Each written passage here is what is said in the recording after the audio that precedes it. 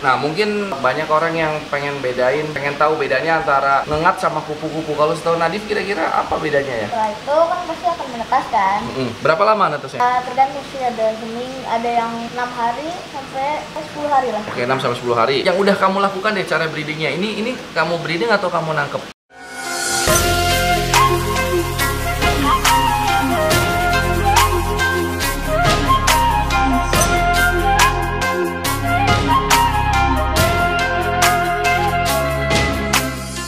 Halo sahabat, ketemu lagi di Logi Agib Channel. Video kali ini saya kedatangan tamu yang beda. Biasanya saya kedatangan tamu tuh umurnya udah di atas 17 tahun, 18 tahun. Sekarang kedatangan tamu bocah nih. Namanya Nadif, Aska Nadif.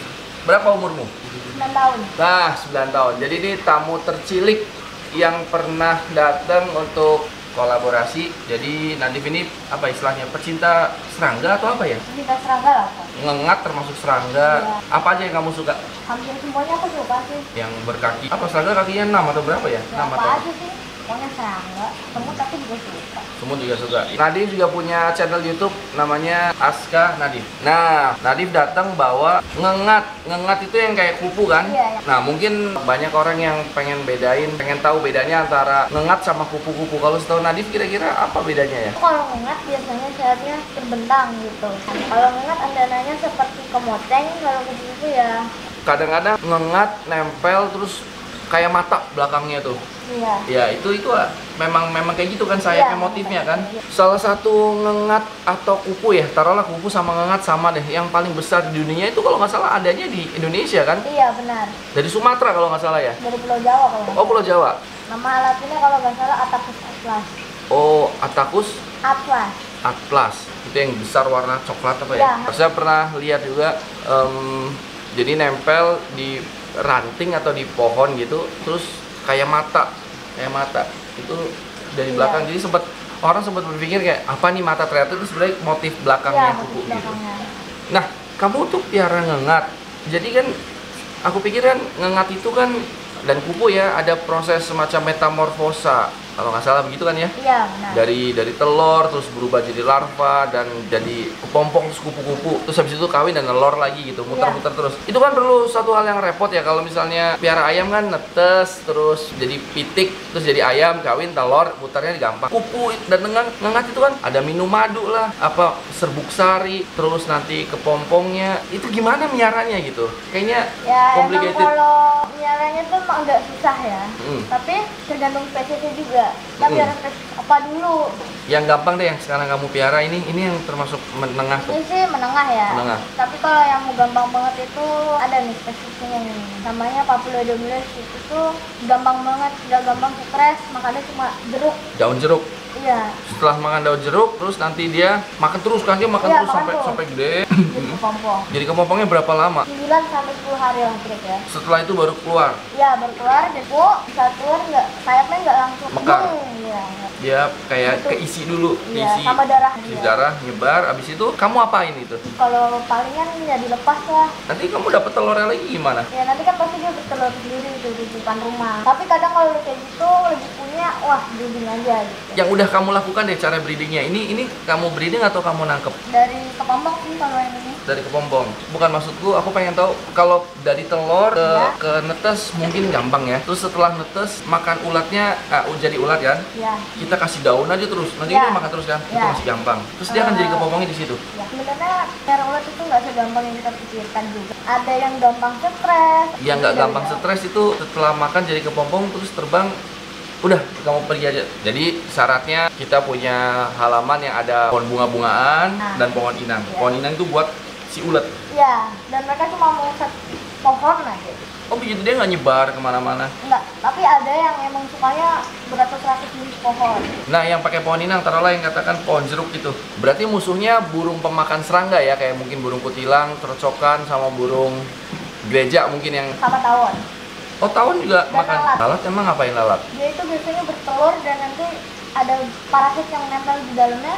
Cara mainnya, kalau ular dipegang, terus mungkin kayak tarantula atau kalajengking mungkin dilihat Nah kalau ini kamu cara mainnya ini pakai beginian atau gimana? Sepatunya diliatin, kalau enggak kadang mau dikasih makan dikeluarin gitu. Makannya apa itu? Kasih air madu. Air madu. Iya, Ditaruh campur air. Soalnya kalau madu doang, lengket. iya, terlalu kental. Air madu terus ditaruh di wadah gitu, ditaruh Iya, di plastik tutup botol gelas, lah. botol, tutup botol. Nanti dia akan ke situ. Tapi kalau di dalamnya nektar, Dia mulutnya tuh nggak bisa makan semacam kayak makanin daun lagi gitu nggak? nggak bisa. Mulutnya itu kayak apa ya? Sedotan. Iya. Seandainya kita nggak ada bunga-bungaan, berarti pakainya itu. Terus nanti tahunya jantan betina akan kelihatan atau enggak? Atau memang harus banyak biar tahu kayak gitu? Tergantung spesiesnya. Ada yang harus lihat dari kepompong, ada yang lihat dari ukuran.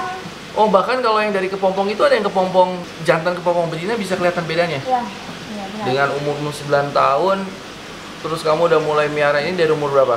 4 tahun lah. Tahun berarti 9 dikurangi 3, 6 tahun. Terus 6 tahun kamu udah ngapalin nama kupu-kupu dan jenis-jenisnya kayak gitu ya? Iya. Saya pikir saya udah bagian daripada orang-orang unik, ternyata ini ada cikal bakal penggantinya nanti. Mungkin kamu akan lebih unik lagi. Ini yang susah dibahas adalah bahwa rasa suka ini yang tahu ya cuman kamu dan kita gitu, kayak saya gitu. Ngapain sih piara kelabang misalnya gitu.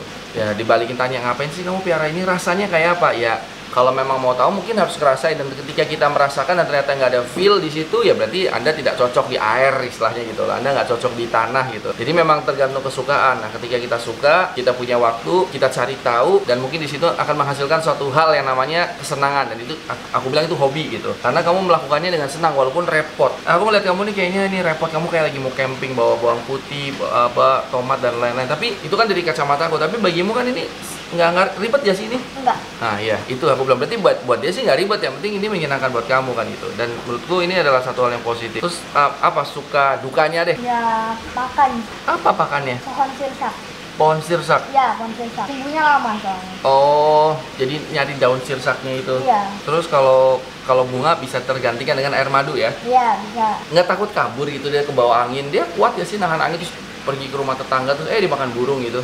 Lihat tergantung ukuran juga sih. Terus pernah hunting nggak untuk cari spesies yang mungkin mau kamu piara? Sering. Kemana biasanya? Kamu nangkapnya pakai apa? Jaring. Pakai jaring. Itu kan ini fragile sekali ya. Nanti ditaruh di tempat beginian. Ya nanti tergantung sih, ada yang aku lepas lagi, ada yang aku lihat. Oh, cuman ditangkap, dilihat, diamati, dicatat dan didokumentasikan lepas lagi gitu. Iya. Sejauh ini kira-kira udah pernah ngebreed berapa jenis? Aku nggak ngitung sih kayaknya. 5 jenis?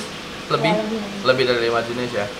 Terus yang terbanyak yang berhasil kamu sampai dia jadi kepompong dan keluar jadi kupu atau jadi ngengat itu Banyak. banyak. Hmm. Ada yang bisa dipegang nggak kira-kira kayak apa? Nggak kabar. Ini cacat ya, nggak Iya. apa-apa ya. Oh. Itu cacat sih. Oh, Soalnya jadi- kalau cacat dia udah nggak bisa ngembang lagi. Jadi ini dipiara juga gitu. Ini sih satu hal baru ya buat saya. Saya tahu ada ngengat, ada segala proses-prosesnya di alamnya, tapi nggak kepikiran untuk bisa dipiara dalam format yang kecil begini. Bayangan saya tuh kalau memelihara kupu-kupu, oh berarti kalau saya punya taman kupu-kupu harus saya kasih jaring gede, lebar, besar, terus banyak kebunnya. Itu bayangan saya. Jadi kayak nggak mungkin lah kayaknya saya piara kupu-kupu dan lain-lain ngengat. Tapi ternyata bisa dipiara dengan skala yang lebih kecil juga. Ini seandainya aku nih tiba-tiba tertarik, Ya. terus pengen miara ngengat yang terbesar di dunia, paling nggak di Indonesia kan. Apa yang saranmu? Misalnya aku mau lakukan di rumah ini, atau bisa juga aku punya banyak, ada 3 lantai, ada beberapa ruangan. Apa yang mesti dilakukan kira-kira? Yang pasti harus punya pohon inangnya. Pohon inangnya. Pohonnya itu biasanya sirsak, kalau nggak jambu alpukat ketiga. Sirsak, jambu, alpukat ada. Mahoni, pohon mahoni, tahu kan? Tahu pohon mahoni. Ya. Dan sebenarnya di dalam box kayak gini bisa. Jadi yang pasti kita harus punya betina dan jantan. Umur jantan harus lebih dari 2 hari. Betina harus benar-benar fresh baru menetas. Dia setelah menetas, setelah keluar dari pompong, Ya. ketemu sama jantan yang udah mature, dewasa, Ya. terus kawin tuh. Kawin. Habis kawin, nelornya berapa lama setelah kawin? Mungkin ya Seminggu? 1 jam 2 jam. Oh, cepet banget ini, sejam 2 jam, habis kawin nelor. Tapi kawinnya 2 hari. Oh, berarti selama 2 hari ya, kawinnya Ya. 2 hari. Terus nelor, habis telur kita pindahin ke, Kandang kecil. nggak harus pakai daun atau apa, ya Enggak, taruh-taruh yang aja. penting pakai tisu di bawahnya atau kertas. Perlu lembab nggak? Enggak. Oh, jadi nggak perlu tisu basah, tisu yang dibasahin nggak perlu ya? Setelah itu kan pasti akan menetas kan. Berapa lama netesnya? Tergantung sih, ada ada yang 6 hari sampai 10 hari lah. Oke, 6 sampai 10 hari. Terus? Setelah itu dia netas, kita harus punya tahu botol gitu kan, botol plastik atau apapun itu. Iya. Kasih air, terus daunnya dipotong sama batangnya, batangnya masukin situ, lalu ulatnya taruh situ. Jangan makan situ. Iya. Sampai nanti udah mau habis, taruh lagi daunnya terus sampai dia gemuk dan besar. Iya. Berapa lama? 3 bulan. Oh, 3 bulan. Jadi kita miara ngengat ini lebih banyak lamanya waktunya dalam miara ulatnya ya? Iya. Miara larvanya atau ulatnya itu. Iya. Jadi yang baru netes sampai menjadi kepompong itu kurang lebih 2 sampai 3 bulanan. Iya, benar.